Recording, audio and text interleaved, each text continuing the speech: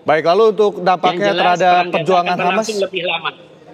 baik, dampaknya Kenapa? terhadap perjuangan Hamas ini akan seperti apa ke depannya, Pak Faisal, di Gaza, Palestina terutama? Tentu saja perang Gaza akan berlangsung makin lama, mungkin bisa lebih dari setahun. Kita tahu 7 Oktober dan ini 3 bulan lagi 7 Oktober. Apalagi dengan serangan ini kemungkinan besar Hamas tidak akan mau melanjutkan perundingan tentang gencatan senjata termasuk pertukaran tahanan. Tapi perlu diingat bahwa Hamas sudah, artinya walaupun ketua umumnya tewas, Hamas itu sudah memiliki mekanisme pemilihan kepemimpinan, jadi tidak akan menjatuhkan moral pasukan di lapangan. Karena Ismail Haniyeh ini adalah pemimpin politik dan kita tahu di lapangan di Gaza itu ada pemimpin militer yaitu Muhammad Daif yang sampai sekarang juga masih menjadi buronan Israel. Baik, ini Tapi Israel itu memang punya, istilahnya dia merasa punya alasan kuat untuk membunuh Ismail Haniyeh karena kita tahu jaksa dari Mahkamah Pidana Internasional ICC telah mengajukan surat perintah penangkapan terhadap 5 orang. Ya, selain Perdana Menteri Israel Netanyahu, Menteri Pertahanan Yoav Gallant, dari pihak Hamas ada Ismail Haniyeh, kemudian juga ada Yahya Sinwar, pemimpin Hamas di Gaza, kemudian ada Muhammad Daif itu yaitu Panglima Brigade Al-Qassam, sayap militernya Hamas. baik, dalam pengupayaan gencatan senjata ini berarti apa sebenarnya harus dilakukan oleh PBB, terutama dengan mungkin akan ada dampaknya dengan terbunuhnya pimpinan Hamas ini, Pak Faisal? Ya, saya kira makin sulit untuk meyakini Hamas untuk kembali berunding tentang gencatan senjata, apalagi Israel juga tidak mau memenuhi tuntutan Hamas. Karena dalam perundingan gencatan senjata, Hamas itu berada di posisi dominan, berada di posisi di atas angin karena mereka menawan, terakhir itu informasi dari Israel masih ada sekitar 120 tahanan di Gaza. Kalau versi Israel, kita tidak tahu versi Hamas, mungkin bisa jadi lebih. Nah, ini artinya Hamas tentu tidak akan lagi mau melanjutkan perundingan gencatan senjata. Jadi sulit untuk mendamaikan kedua pihak atau mencapai gencatan senjata di Gaza. Tapi yang jelas dengan gagalnya tujuan Netanyahu melancarkan agresi ke Gaza, dengan terbunuhnya Hamas, kemudian juga Fuad Syukur, tangan kanannya Nasrallah, itu tidak menaikkan popularitas Netanyahu yang sudah anjlok di mata masyarakat Israel. Meski nasib sandera di Gaza juga terancam kalau perang Gaza semakin lama berlangsung.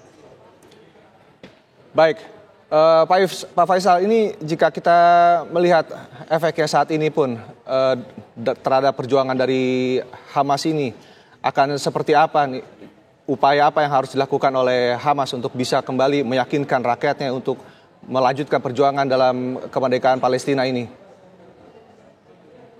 Saya kira sejauh ini hasil polling itu 70% mendukung perlawanan bersenjata di Gaza, itu hasil polling terakhir. Kemudian juga mendukung adanya pembentukan milisi-milisi, termasuk juga kita lihat di tepi barat. Artinya ini tidak akan berpengaruh. Artinya masyarakat Gaza secara umum akan berpendapat bahwa tidak hanya penduduk sipil yang jadi korban, tapi Ismail Haniyeh kita tahu kehilangan 3 anaknya ketika perang terakhir itu. 3 anaknya tewas, tiga-tiganya laki-laki, kemudian juga ada cucunya.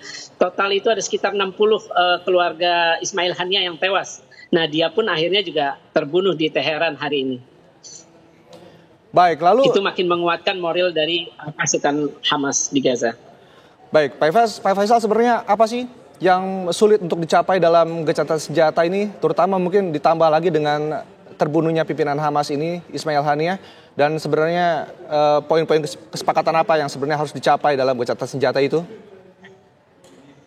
Seperti saya bilang, Hamas berada di atas angin. Mereka menetapkan bahwa harus ada tahanan kelas kakap yang harus dibebaskan, yaitu termasuk Marwan Barghouti, pemimpin 2 intifada, dia itu dari Fatah. Kemudian juga ada Ahmad Sadat, kemudian juga ada Ahmad Barghouti. Itu semua tahanan kelas kakap yang dianggap paling berdarah dan Israel menolak selama ini untuk membebaskan. Kemudian juga Hamas meminta membebaskan semua perempuan, terus semua anak-anak, baik dalam kondisi apapun, semua perempuan dan anak-anak dan orang-orang yang sudah tua. Kemudian juga Hamas menuntut gencatan senjata itu ya, pasukan Israel semua ditarik dari Gaza, kemudian akses kemanusiaan seluas-luasnya, kemudian pembangunan kembali Gaza, dan satu lagi adalah pencabutan blokade atas Gaza. Itu yang selama ini yang sudah dilupakan oleh masyarakat internasional bahwa Gaza itu sejak 2007 sudah diblokade oleh Israel. Nah, Israel tidak mau memenuhi tuntutan itu karena kita tahu tujuan perang dari yang ditetapkan, 3 tujuan perang ditetapkan Netanyahu adalah menghancurkan Hamas beserta milisi lainnya di Gaza,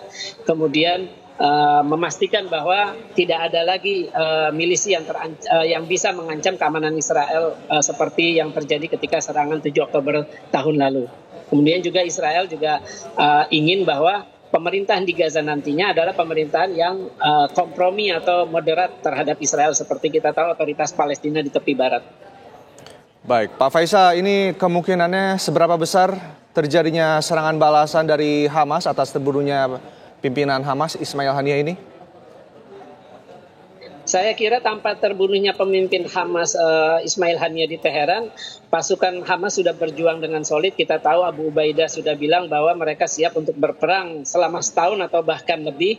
Artinya begini, motivasi pasukan Hamas di Gaza berjuang itu bukan karena Ismail Haniyeh tewas ataupun Saleh Al-Ruri sudah tewas, tapi mereka motivasinya adalah motivasi nasionalisme, yaitu mengusir penjajah Israel yang sudah melakukan agresi sejak 7 Oktober. Dan mereka juga punya, kita tahu ketika kesepakatan kemarin di Beijing, 14 faksi Palestina itu yang menarik adalah mereka menginginkan negara Palestina nantinya beribu kota di Yerusalem, bukan Yerusalem Timur seperti keinginan masyarakat internasional melalui konsep solusi dua negara. Artinya mereka berjuang, pasukan Hamas di Gaza berjuang bukan hanya untuk mengusir pasukan Israel dari Gaza, tapi mereka berjuang juga untuk mencapai kemerdekaan dan penjajah Israel terusir dari tanah Palestina. Baik, Anda melihat bagaimana situasi di Hamas sendiri pasca terbunuhnya Ismail Haniyeh ini? Apakah sudah otomatis akan ada pergantian pimpinan? Sampai saat ini belum ada pernyataan seperti itu. Saya sudah menghubungi Tahir Nunu. Tahir Nunu adalah penasehat medianya Ismail Haniyeh yang biasanya menemani kunjungan Haniyeh kemana saja. Terus juga saya sudah menghubungi Khalid Kadumi, tapi sampai sekarang belum ada jawaban. Saya juga sudah menghubungi Usama Hamdan, juga belum ada jawaban. Tapi dengan kepala perwakilan Hamas di Malaysia saya sudah menghubungi dan dia juga belum bisa memberikan jawaban siapa di balik dari pembunuhan ini. Tapi kemungkinan besar ya Israel lah dalangnya dari pembunuhan ini. Baik, Pak Faisal, mungkin Anda bisa menceritakan juga sebenarnya sosok Ismail Haniyeh ini di mata warga dan juga mungkin seperti Anda kenal seperti apa, Pak Faisal? Saya pernah ke Gaza, ya Ismail Haniyeh kita tahu kalau kita lihat kilas balik ke pemilihan parlemen 25 Januari 2006 ketika Hamas menang. Waktu itu yang menjadi Perdana Menteri adalah Ismail Haniyeh, kemudian Menteri Luar Negerinya juga salah satu pendiri Hamas namanya Mahmoud Zahar. Itu saya kenal pribadi. Nah itu ya sosok yang populer meski mereka juga Haniyeh akhirnya pergi meninggalkan Gaza. Dia itu rumah keluarganya, dia itu tinggal di Kem Shati di Gaza.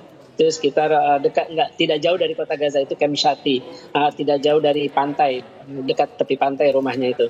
Nah itu dia adalah sosok populer. Ini bisa diketahui ketika dia menang ketika pemilu 2006. Kemudian ketika Abbas menjanjikan ada pemilu lagi, ternyata dia batalkan. Hasil polling itu menunjukkan ya kalau Ismail Haniyeh diadu dengan Mahmud Abbas, itu yang menang tetap Ismail Haniyeh. Kecuali Ismail Haniyeh atau Mahmud Abbas diadu dalam pemilihan nanti dengan Marwan Barghouti, itu keduanya kalah populer ketimbang Marwan Barghouti. Tapi kalau Ismail Haniyeh diadu dengan Abbas, pemimpin Fatah, ya tetap menang Ismail Haniyeh. Baik, Pak Faisal, kami ingin penegasan lagi, ini kan lokasi tewasnya di Iran ya Pak Faisal. Apakah ada kemungkinan juga Iran ini akan bertindak dengan adanya peristiwa ini, Pak Faisal? Ya tentu saja ini hal memalukan ketika ada tamu negara terus tewas di negara tuan rumah yang mengundang. Dan kalau memang ada konfirmasi, bisa saja Iran akan melancarkan serangan balasan, tapi mungkin terbatas sifatnya. Karena kita tahu baik Iran maupun Israel, kalau sampai pecah perang terbuka, itu sama saja meledakkan seluruh kawasan Timur Tengah. Karena mereka masing-masing punya backing, ketika Israel punya backing Amerika Serikat dan negara-negara Eropa lainnya, sedangkan Iran itu punya backing yaitu Rusia dan Cina di belakangnya. Baik, terima kasih Pak Faisal Assegaf sudah bergabung bersama kami di Kabar Siang. Kita masih akan tunggu bagaimana dengan respon Hamas terkait dengan terbunuhnya Ismail Haniyeh ini. Terima kasih Pak Faisal.